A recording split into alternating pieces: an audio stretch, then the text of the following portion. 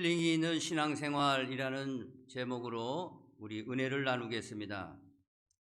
요사이 힐링이라는 말을 많이 합니다.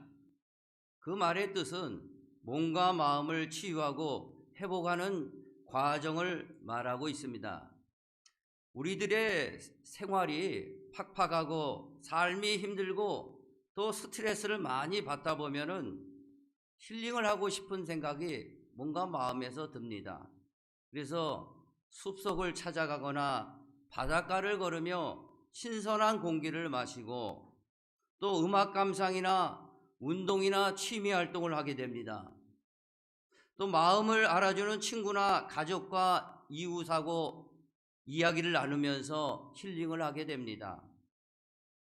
그래서 오늘은 힐링이 있는 신앙생활 하는 방법을 알아보도록 하겠습니다.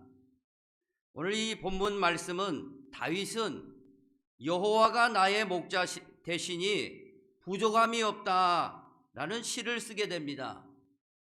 어린 양 같은 자신을 푸른 풀밭에 누이시며 쉴만한 물가로 인도하시는 그 모습을 보면서 우리가 힐링 있는 신앙생활의 참 모습을 그려보게 됩니다. 다윗의 삶을 돌아보면은 드라마틱한 삶을 살았습니다. 다윗은 죽을 고비를 여러 번 넘겼습니다. 심지어 자식한테도 배신을 당했습니다. 부인과 이별하기도 했습니다. 심지어 들짐승들에게 잡혀 먹을 뻔도 여러 번 했습니다. 이렇게 죽을 고비를 여러 번 넘기는 이 다윗은 자신의 모든 삶 가운데서 만족을 누릴 수 있었던 것은 오직 여호와가 나의 목자가 되셨기 때문이다 라고 말씀을 하고 있습니다. 그리고 그 목자가 자신의 삶의 모든 생애에 깊이 관여하여 온갖 필요를 정확하게 공급해 주셨다. 그러므로 자신은 늘 부족함이 없는 만족의 삶을 살고 있다는 그 시를 오늘 시편 23편 아주 아름다운 시로 이렇게 우리에게 전해주고 있습니다. 그러므로 저와 여러분에게는요, 첫째로 반드시 여호와가 나의 목자가 되어야 된다라는 사실을 기억하시기 바랍니다. 여호와는 나의 목자시니 내게 부족함이 없으리로다. 얼마나 아름답고 감사하고 고마운 얘기입니까? 오늘 나의 목자가 여호와가 되심으로 부족함이 없는 신앙생활을 하기를 원합니다. 이 다윗은 이 목자에 대해서 잘 알고 있었습니다. 왜냐하면 자기가 자기 아버지의 양을 치워봤기 때문에 그렇습니다. 양을 쳐봤기 때문에 양은 혼자 살아갈 수 없다는 것을 알았습니다. 목자가 없다면 만약에 이 양들은 짐승의 밥이 된다라는 것을 너무너무 잘 알고 있었습니다. 그래서 자기가 치던 양이 곰이나 사자에게 물려가면은 쫓아가서 물맷돌을 가지고 곰의 발톱과 사자의 아가리 속에서도 구해내는 것을 자기는 경험을 했습니다. 그럼으로써 선한 목자를 체험했고 자신의 인생의 목자가 되시는 여호와를 경험하고 나의 목자가 계시니 부족함이 없으리로다 라고 노래를 하고 있는 겁니다. 참 너무 아름다운 말씀이죠. 우리도 여호와를 나의 목자로 삼는다면은 우리 선한 목자께서 우리 일생일대에 함께 하시고 천국 갈 때까지 지켜주시고 인도해 주신다는 사실을 기억하시기 바랍니다. 그래서 요한복음 10장에는요, 사도 요한은 이런 중요한 말씀을 우리에게 던지고 있습니다. 나는 선한 목자라. 선한 목자는 양들을 위하여 목숨을 버리거니와 싹구는 목자가 아니요 양도 제 양이 아니라 이리가 오는 것을 보면 양을 버리고 달아나나니 이리가 양을 물어가고 또 해치느니라. 우리는 이런 목자가 반드시 있어야 부족함이 없이 쉴만한 물가와 풍요로운 꼴을 먹고 그렇게 부족함 없이 살게 된다는 사실을 기억하시기 바랍니다. 오늘날 우리의 삶을 보면은요, 진정으로 힐링과 쉼을 우리가 얻을 곳이 어디에 있습니까? 결핍과 허물을 채워주시는 분이 어디에 있습니까? 우리 나의 목자를 반드시 만나야 된다라는 사실을 기억하시기 바랍니다. 이 선한 목자는요, 우리가 사실 마귀의 밥이 되었을 때 십자가와 부활로 우리에게 구원의 은혜를 베풀어 주셔서 죄의 종살이에서 벗어나게 해주시고 마귀의 아가리에서 우리를 건져주시고 지옥의 심판대에서 우리를 구원해 주셨다는 사실입니다. 또한 우리 일생을 살아가면서 임마누엘 되셔서 항상 하나님이 함께 하심으로 말미암아 성령으로 우리를 위로해 주시고 우리 영혼이 잘 되게 하고 범사가 잘 되고 영육이 강건하도록 인도해 주시고 이끌어 주신다는 사실을 기억하시기를 바랍니다. 그래서 시편 146편에는요 이런 말씀을 우리에게 전해주고 있습니다. 귀인들을 의지하지 말며 도울 힘이 없는 인생도 의지하지 말지니 그의 호흡이 끊어지면 흙으로 돌아가서 그날에 그의 생각이 소멸하리로다. 야곱의 하나님을 자기의 도움으로 삼으며 여호와 자기 하나님에게 자기의 소망을 두는 자는 복이 있도다 라고 말씀하고 있습니다. 그러니까 사람을 의지하지 말라는 소리입니다. 사람은요 한계가 있습니다. 불완전합니다. 때로는 우리에게 크게 실망을 주어서 우리의 마음을 아프게 합니다. 그러므로 사람을 의지하지 말고 사람은 사랑의 대상이지 의지할 대상이 아니라는 거예요. 부부간에도 서로 평생을 같이 하기로 했지만 이별하는 경우가 얼마나 많이 있습니까? 오늘 사람을 의지하지 말고 상처받지 말고 사람은 사랑의 대상이지 절대 의지의 대상이 아니고 의지의 대상은 나의 목자 여호와 하나님이시라는 사실을 여러분이 이 시간에 분명히 깨닫기를 원합니다. 부모가요 우리에게 모든 것을 해줍니다. 그러나 부모도 연로하시면 한계가 있어요. 어떻게 해줄 수가 없고 우리가 도와줘야 됩니다. 그러니 우리가 의지할 곳은 사람이 아니라는 것입니다. 그러므로 저와 여러분은 나의 목자 되신 여호와 하나님을 반드시 목자로 오늘 삼으시고 그분을 따라가시기만을 간절히 바랍니다. 소설 위대한 개츠비의 저자 스콧 피츠제럴드라는 이 사람이 있습니다. 이 맨 처음에는 아주 잘 나갔어요. 소설가로서 잘 나갔는데 그만 젊은 나이에 비평가들과 독자들로부터 혹독한 비평을 받습니다. 그러므로 이 작가의 이 자리가 명성이 내리막길로 떨어지는 거예요. 그런 모습을 보면서 그는 경제적으로도 파산 위기에 다다랐고 또 그 일로 인해서 알코올 중독까지 빠졌습니다. 그는 당시 자신의 상황을 시로 이렇게 표현을 한 게 기록이 되어 있습니다. 정말이지 깜깜한 영혼의 밤에 시계는 매일매일 언제나 새벽 3시를 가리키고 있었다. 새벽 3시, 아무것도 할 수 없는 시간, 삶의 모든 순간이 암울함으로 이어지는 참혹한 인생에 대하여 표현을 시로 이렇게 적었던 겁니다. 그에게는 유명세를 달리했고 그러나 지금은 나락으로 떨어져서 도와줄 사람이 아무도 없다는 거예요. 오늘 인기도 잠깐이고 권력도 잠깐이고 물질도 우리에게 잠깐 손에 잡혔다가 모래와 같이 사라지는 겁니다. 오늘 우리에게 진정으로 우리를 도와주고 의지할 분은 누구냐? 오늘 성경은 다윗을 통해서 말씀하고 있습니다. 나의 목자, 저와 여러분의 목자, 우리의 삶과 현장 속에서 함께 하시는 우리 여호와 하나님이 여호와의 목자라는 사실을 기억하시기를 바랍니다. 지금 대한민국은요, 여러분 잘 아시다시피 새벽 3시와 같습니다. 아무도 도와줄 자가 없어요. 그래서 사람들은 이 나라가 걱정이 돼서 새벽 3시경에 핸드폰을 켜서 그 뉴스를 또 보고 어떻게 됐나 많이 불면증에 시달리고 있다고 합니다. 아무도 도와줄 수가 없는 이때에 이 나라를 지켜주시는 건 누구였습니까? 과거에도 오늘까지 우리 하나님 앞에 기도해야 될 줄 믿으시기 바랍니다.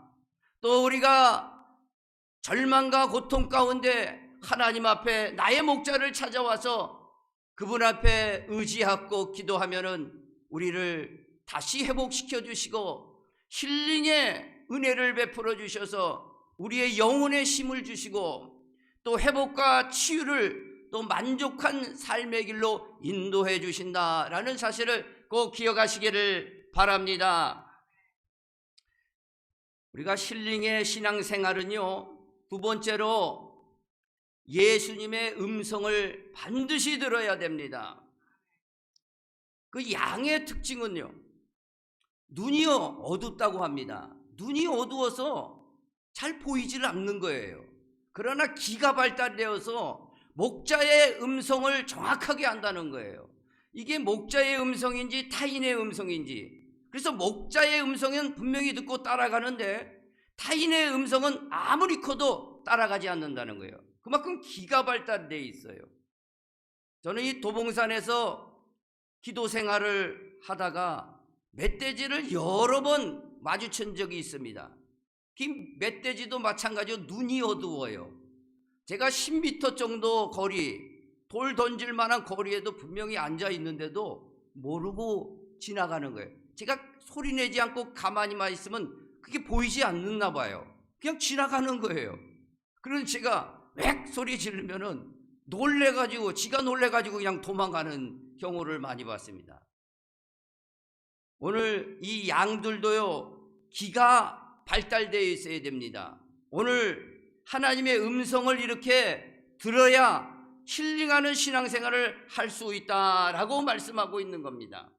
그래서 요한복음 10장 4절에는요, 자기 양을 다 내어놓은 후에 앞서가면 양들이 그의 음성을 아는 거로 따라오되, 바로 그의 음성, 예수님의 음성을 분명하게 캐치하고 따라가게 돼 있는 게 양이라는 사실입니다.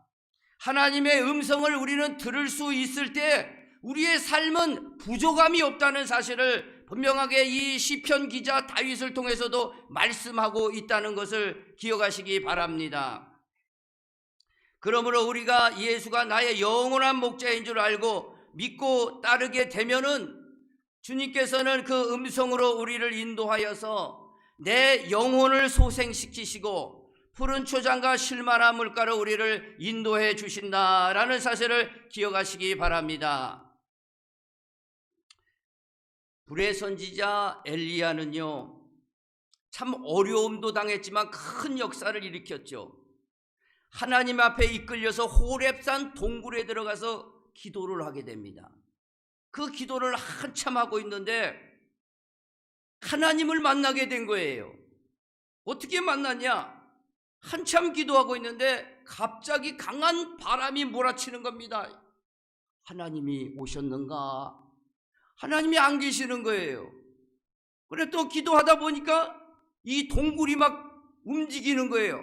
지진이 난 거죠. 지진이 막 흔들리는 거예요. 아, 하나님이 오셨나 보다. 그래 안 오신 거예요. 그래서 조금 있다면 이 불이 확 붙어 있는 겁니다. 아, 이 불 속에 하나님이 계시는가? 하나님이 안 계시는 거예요. 그러면서 기다렸더니 하나님께서 세미한 음성을 들려주시는 거예요. 모기만한 소리로 영의 귀가 띄어야 들리는 소리죠. 그 음성은 양이면 들을 수 있는 거예요. 그 세미한 음식으로 분명하게 이렇게 말씀하는 소리를 들었습니다. 하사레일이라는 사람에게 기름을 부어 아람 나라의 왕으로 삼아라. 예후라는 사람에게 기름을 부어 이스라엘 나라의 왕으로 삼아라.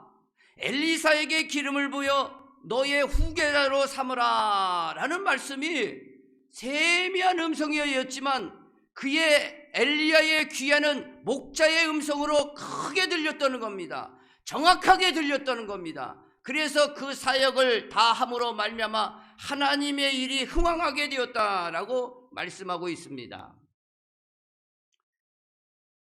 이런 세미한 소리, 하나님의 음성을 우리도 들으면 얼마나 좋을까, 많은 성도들이 생각할 수 있습니다.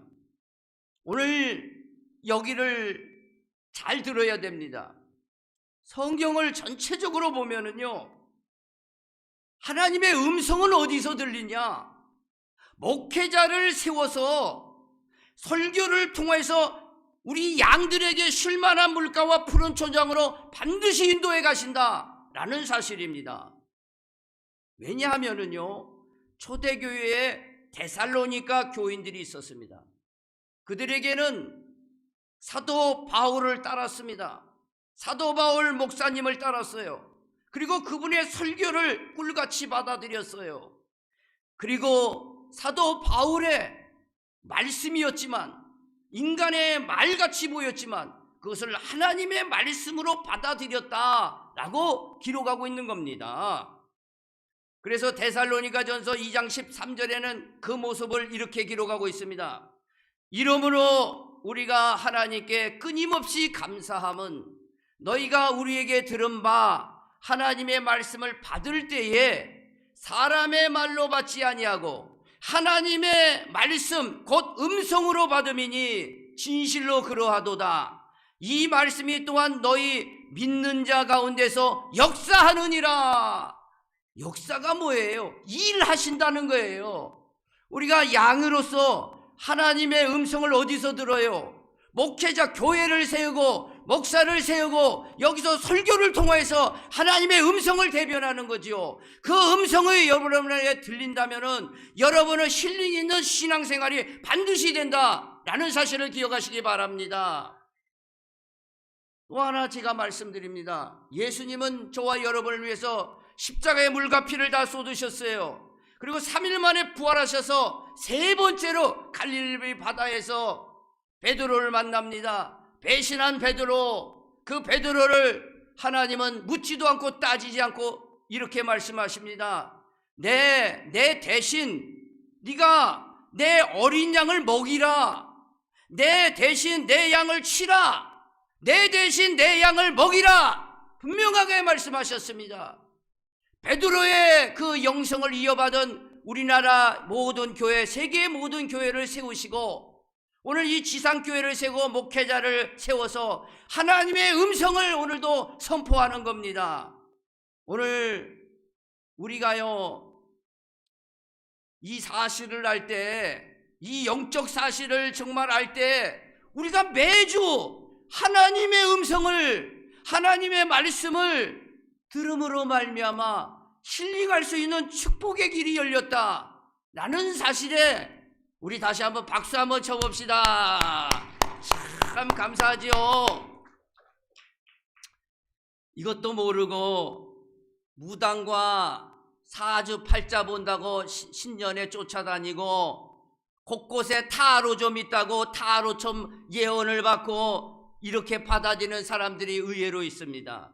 양은요, 반드시 목자의 음성을 따라가는 거예요. 타인의 음성은 절대 안 따라가는 겁니다. 오늘 이 사람들을 보면요, 대부분 귀신과 접신한 사람들입니다. 접신한 사람들이 그런 걸 하는 거예요. 그런데 보게 되면은 그 귀신이 임파테이션 하는 거예요. 영이 영으로 전달돼서 귀신을 자기 주인으로 모시는 겁니다.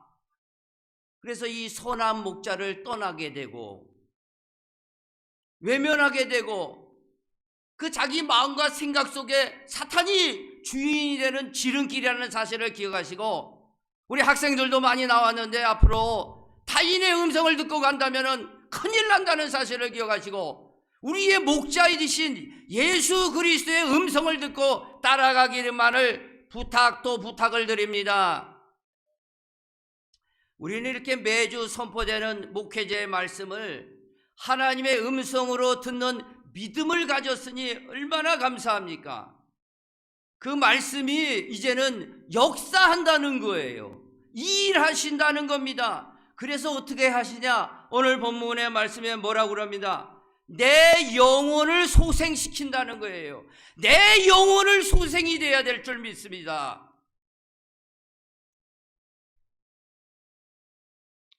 우리 현대 과학에서요, 좀 어려운 얘기를 쉽게 전달해 보려고 하고 있습니다. 이 현대 과학에서 지금으로부터 100년 전에 아인슈타인은 양자역학을 발표함으로 말미암아 노벨상을 받았습니다. 100년 됐는데 지금까지 과학은 더 이상 발전이 없습니다. 이 물리학 쪽에서는요, 완전히 이 물질의 근본을 다 밝혀놨어요. 양자역학으로. 그래서 과학은 이제 완전히 벌거벗겨진 것이고 발전이 더 없는 것입니다. 지금은요. 왜냐하면요, 그 아인슈타인은요, 물리학에서 물질의 근본이 뭐냐, 우리 몸의 근본, 우리 물질 모든 공기, 바람, 또 물, 흙, 이런 근본이 뭐냐, 물질의 근본이 뭐냐, 원자라는 거예요. 원자는 본 사람이 없습니다. 수학적으로 원자가 있다는 결정만 내려놓은 겁니다. 원자, 미시세계죠. 근데 원자를 쪼개보니까 원자의 핵이 있어요. 그 원자의 핵에 전자가 막 돌고 있습니다. 그리고 그 속에 뭐가 있냐? 양성자가 나오고 중성자가 나옵니다. 그리고 더 쪼개보니까 쪼갤 수 없는 단계 초미립자가 나오는 거예요. 그런데 이것들이 움직이는 거예요. 움직여 서로 전달되면서 이 세계가 존재하고 있는 겁니다. 어떻게 전달되냐 보니까 빛과 파동으로 전달된다는 거예요. 빛과 파동을 전달하기 위해서는 에너지가 필요한데 에너지와 정보가 필요하다는 거예요. 오늘 성경으로 이것을 빗대어 보면은 성경에서 정보는 말씀이에요. 하나님의 말씀의 정보가 이 세계를 전부 만들었고 지금도 움직이고 있다는 겁니다. 파동의 세계. 그래서 사도행전 4장에 보면은 우리가 성령이 충만받을 때 파동이 일어난다, 진동이 일어난다는 거예요. 우리가 이 믿음의 세계 다 믿습니다. 그러지만 이제 과학으로 이게 밝혀진 시대가 되었습니다. 이게 과학이라는 거예요. 초과학이라는 거예요. 하나님의 말씀과 정보가 그리고 성령의 에너지로 말미암아 우리에게 일을 하고 있는 거예요. 역사하고 있는 겁니다. 우리가 영혼을 소생시키고 우리 정신을 맑게 하고 우리의 삶에 활력과 힘을 공급해 주는 게 이게 힐링의 진짜 근본이라는 사실을 기억하시기를 바랍니다. 이 정도까지만 여러분 이해하시고 받아들이려면 큰 걸 오늘 얻고 가시는 거예요. 그래서 주일날 여러분이 예배 드리고 나가시지 않습니까? 그런데 뭔가 모르게 평안한 거예요. 기쁜 거예요. 그게 어디서 온 겁니까? 빛과 에너지의 파동으로 하나님의 말씀과 성령이 여러분들한테 전달된 겁니다. 지금요. 그래서 요한복음 1장에는 하나님이 계시는데 말씀이라고 그랬어요. 말씀이 곧 하나님이신데 이 말씀이 빛으로 오셨다는 거예요. 그리고 사람들 가운데 생명이라는 거예요. 빛과 생명이 뭐냐? 파동이에요. 파동. 오늘 양자역학에서 미시세계에서 나타나는 이 엄청난 세계가 하나님이 만약에 이 과학이 다른 거라면 다른 신이 존재하는 거죠. 하나님의 말씀이 이렇게 빛과 파동과 생명으로 우리를 살게 하고 있다는 사실을 기억하시기 바랍니다. 그러면서 우리가 예배를 드리고 나면 행복감이 몰려오는 거예요. 정신적인 고통이 점차 사라지게 되는 겁니다. 이 자연이 주는 힐링도요, 숲속의 공기나 바다의 풍경과 바람, 따뜻한 위로의 말, 그리고 좋은 카페, 우리에게 육체와 정신에 이 빛과 파동으로 오는 거예요. 그것도요. 그게 우리에게 전달되는데 어떻게 전달되게? 에너지로 빛과 파동으로 전달되니까 우리 몸이 릴렉스해지는 겁니다. 릴렉스해지고 힐링이 되는 거예요. 다만 이 자연에 오는 것 모든 것도 하나님의 에너지로 오지만 이 자연으로 오는 좋은 카페에서 오는 에너지, 좋은 바닷가에서 오는 에너지, 숲속에서 오는 에너지도 다 하나님 앞에 오지만 내 육신과 정신까지만 돌아가는 거예요. 우리 영혼 속에 오는 건 오늘도 하나님의 음성이에요. 그래서 생명의 양식, 내 살을 먹고 내 피를 마셔야 된다는 거예요. 그래야 영생한다는 겁니다. 그것이 올 때 내 영혼이 소생된다라고 하는 겁니다. 오늘 다윗은 과학자는 아니더라도 영적으로 이렇게 깨달아서 우리 한번 3절 정확하게 한번 읽어보시기 바랍니다. 시작. 내 영혼을 소생시키시고, 여기까지만 합니다. 내 영혼을 소생시키는 겁니다. 오늘 저와 여러분에게는요, 이제 영혼의 목자 되시고 하나님의 음성을 듣는 방법을 알았습니다. 주님은요, 이 하나님의 음성을 또 못 들을까봐 조바심과 높아심으로 말미암아 우리에게 회개하고 오는 자에게 성령을 주시고 제사함을 주셔서 꿈으로도 말씀해 주시고 환상으로도 계시해 주시고 성경을 읽다가도 그 말씀이 하나님의 음성으로 들려질 때가 있다는 거예요. 이렇게 하나님의 말씀은 다양하게 있는데 우리가 왜 못 듣습니까? 날마다 하나님의 말씀을 듣고 그 말씀대로 우리는 따라가야 될 줄 믿습니다. 다윗은 그래서 하나님의 음성을 듣고자 하나님, 이럴 때는 어찌해야 됩니까? 어떻게 해야 됩니까? 할 때 하나님은 그에게 깨달음을 주시고 말씀을 주시고 인도해 주셨다는 사실을 기억하시기를 바랍니다. 그러므로 저와 여러분요, 그 음성이 더 잘 들리기 위해서는요, 주파수가 맞아야 돼요.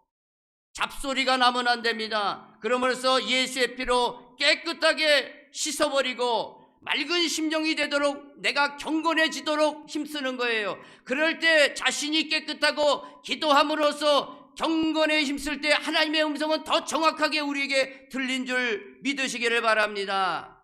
마지막으로 한 가지 하고 마치겠습니다.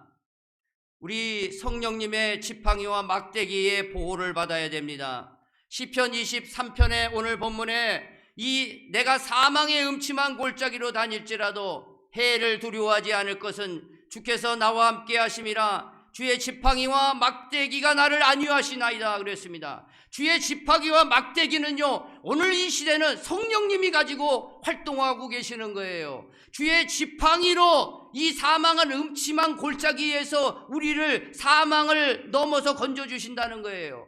사망의 음침한 골짜기 어딜까 생각해 봤는데요, 얼마 전에 며칠 안 됐죠. 무안국제공항에서요, 저 태국에서 힐링하고 왔는데, 일 잘하고 왔는데 그만 벽에 부딪혀서 179명이 사망했습니다. 이것이 사망의 골짜기가 아니고 무엇이겠습니까? 지금 교통사고로 이 1년에 약 2,000명이 죽는다고 합니다. 자살로 14,000명이 죽고 하루 평균 38명꼴로 자살한다는 거예요. 질병과 산업재해로 자연 사망으로 우리는 태어나서 사망으로 지금 달려가고 있는 중이에요. 그래서 성경은 이것이 어디냐? 사망의 골짜기예요. 이 사망의 골짜기에서 주의 지팡이가 우리를 능력으로 보호하셔야 돼요. 그래서 우리가 예수를 알고 예수를 나의 목자로 삼을 때 사망에서 생명으로 옮기는 것이고, 그리스도가 부활하셔서 다시 오실 때 주의 지팡이, 능력이 지팡이로 우리를 부활시켜서 사망이 우리에게는 없는 거예요. 그래서 고린도전서 15장에는요, 사망아 너의 승리가 어디 있느냐, 사망아 내가 쏘는 것이 어디 있느냐. 우리는요 부활을 기다리고 있는 사람들입니다. 그래서 예수님은 나는 부활이요 생명이니 나를 믿는 자는 죽어도 살겠고 살아서 나를 믿는 자는 영원히 죽지 아니하리라. 이것이 뭡니까? 주의 성령의 지팡이로 우리를 인도해 주신다는 사실을 기억하시기 바랍니다. 끝으로요, 성령님은요 지팡이면 능력의 지팡이만 있는 게 아니에요. 주의 막대기로 우리를 보호하시는 거예요. 쉽게 말씀드리면 우리가 목자를 따라서 잘 가야 되는데 세상 따라간다는 거예요. 어떤 마귀 따라간다는 겁니다. 물질 따라간다는 거예요. 물질이 주인인 줄 알고 그 다음에 자기 욕심 따라가는 거예요. 그럴 때 막대기를 들을 수밖에 없는 거예요. 바른 길 돌아오도록. 그래서 물질에 채찍을 때리는 거예요. 그래서 건강에 채찍을 때리는 겁니다. 돌아오라고. 자녀의 채찍을 때리는 거예요. 부부의 채찍을 때리는 겁니다. 사업의 채찍을 때리는 겁니다. 돌아오라고, 목자의 음성 들으라고. 그래야 힐링의 신앙생활을 할 수 있다고 한다는 사실을 기억하시기 바랍니다. 그래서 히브리서 기자는 분명하게 하나님이 우리를 아들과 같이 대우하신다고 그랬어요. 어찌 아버지가 징계하지 않는 아들이 있으리요. 징계는 다 받는 것이거늘 너희에게 없으면 너희는 사생자요 친아들이 아니다 그랬습니다. 오늘 징계받은 사람 빨리 회개하면 돼요. 회개하면 씻어지고 닦아지고 새롭게 해주신다는 사실을 기억하시기 바랍니다. 이제 말씀을 맺습니다. 우리가 예수님을 선한 목자로 삼으시고 그분의 음성을 귀 기울이고 따라가면은 우리를 남다르게 여겨주셔서 천국 입성할 때까지 힐링 있는 신앙생활로 이끌어 주신다는 사실을 꼭 믿으시기를 바랍니다. 하나님 아버지 감사합니다. 오늘 저희들에게 이렇게 고맙고 감사한 힐링 있는 신앙생활을 가르쳐 주시니 감사합니다. 몰랐다면 다시 한번 붙잡게 해주시고 우리 힐링 있는 신앙생활이 계속 이어지도록 크게 은혜를 베풀어 주시옵소서. 예수님의 이름으로 간절히 기도합니다. 아멘.